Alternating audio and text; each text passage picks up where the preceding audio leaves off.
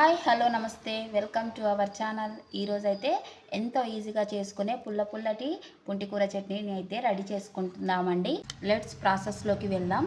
పుంటికూర పచ్చడికి కావాల్సిన పదార్థాలు: పుంటికూర ఎర్రది, కొత్తిమీర ఒక కట్ట శుభ్రంగా కడిగి పెట్టుకున్నానండి. పచ్చిమిర్చి మీ రుచికి తగినంత, స్పైసీనెస్కి తగ్గట్టు వేసుకోండి. ఇక్కడ నాకైతే చప్పగానే ఉన్నాయని కొన్ని ఎక్కువే తీసుకున్నాను. శుభ్రంగా కడిగి పెట్టేసుకున్నానండి. తర్వాత కావలసిన పదార్థాలు: ధనియాలు 1 టేబుల్ స్పూన్, జీలకర్ర 1/2 టేబుల్ స్పూన్, మెంతులు 1/4 టీ స్పూన్, కరివేపాకు, వెల్లుల్లి, 2 ఎర్రమిర్చి పోపులోకి. స్టవ్ ఆన్ చేసుకొని ప్యాన్ పెట్టేసుకొని ప్యాన్ హీట్ అయిందండి. దీంట్లోకి మెంతులు, ధనియాలు, జీలకర్ర అన్నీ వేసుకొని లో ఫ్లేమ్లో దూరగా వేయించుకోవాలండి. సరే అండి, ఇవి వేగాయి దూరగా. ఇప్పుడు ప్యాన్లో నుంచి ప్లేట్లోకి తీసుకుందాం. కొద్దిగా చల్లారనిద్దాం. ప్యాన్లో కొద్దిగా నూనెను వేసుకుందామండి. పచ్చిమిర్చిని అయితే ముక్కలుగా చేసుకొని వేయించుకోవాలి. సిమ్లో పెట్టేసి వేయించుకోవాలండి. ముక్కలుగా చేసుకొని వేయించుకోవాలి, లేదంటే ఇది ఎగిరొచ్చి పైన పడుతుంది. లో ఫ్లేమ్లో పెట్టేసుకొని వేయించుకోవాలి.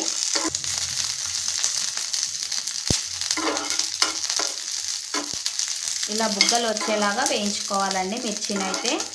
మిర్చి వేగాక కొత్తిమీర కట్ట తీసుకున్నాను కదా, ఇందులోనే వేద్దామండి. కొత్తిమీర వేసుకున్నాక ఇలా ఒక 1/2 మినిట్ పాటు వేగనివ్వాలండి. దాంట్లో ఉన్న తడి అంతా పోతుంది, అంతే. స్టవ్ ఆఫ్ చేసేసుకొని చల్లారబెట్టేసుకుందాం. మెంతులు, ధనియాలు, జీలకర్ర వేసుకొని వేయించుకున్నాం కదా, వీటిని ఒకసారి మిక్సీ పట్టుకుందాం. ఈ మిశ్రమంలోకి వేయించుకున్న పచ్చిమిర్చి, కొత్తిమీరని అయితే వేసుకుందాం. చల్లారిందండి.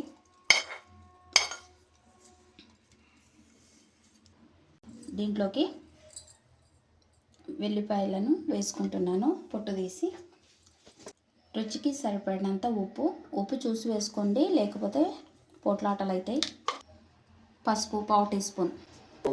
అదే ప్యాన్లో ఆయిల్ కొద్దిగా వేసుకొని శుభ్రంగా కడిగి పెట్టుకున్న పుంటికూరని అయితే వేసుకుంటున్నాను. ఇది ఎర్ర పుంటికూర అండి, పుల్లగా ఉంటుంది. దీంతో చేస్తేనే టేస్ట్గా ఉంటుంది. తెల్ల పుంటికూర కన్నా ఎర్ర పుంటికూరనే టేస్ట్, రుచి చాలా బాగుంటాయి.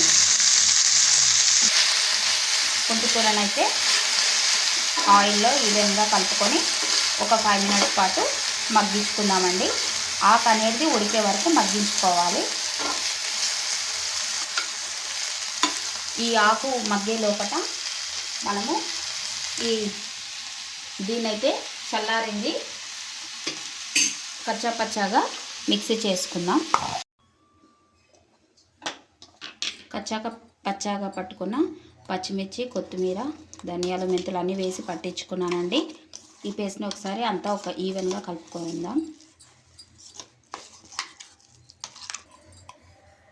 ఓకే అండి, ఇలా కచ్చాపచ్చాగా పట్టుకున్నాక ఉడకపెట్టుకున్న గోంగూర మిశ్రమాన్ని అయితే వేసుకుంటున్నాను.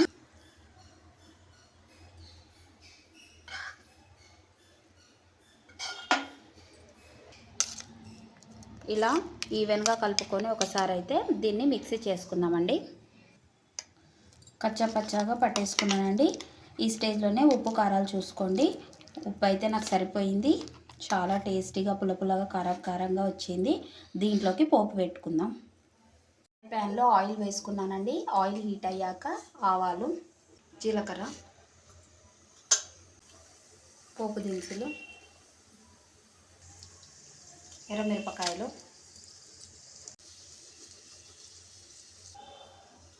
కొద్దిగా పసుపు, అలాగే కరివేపాకు.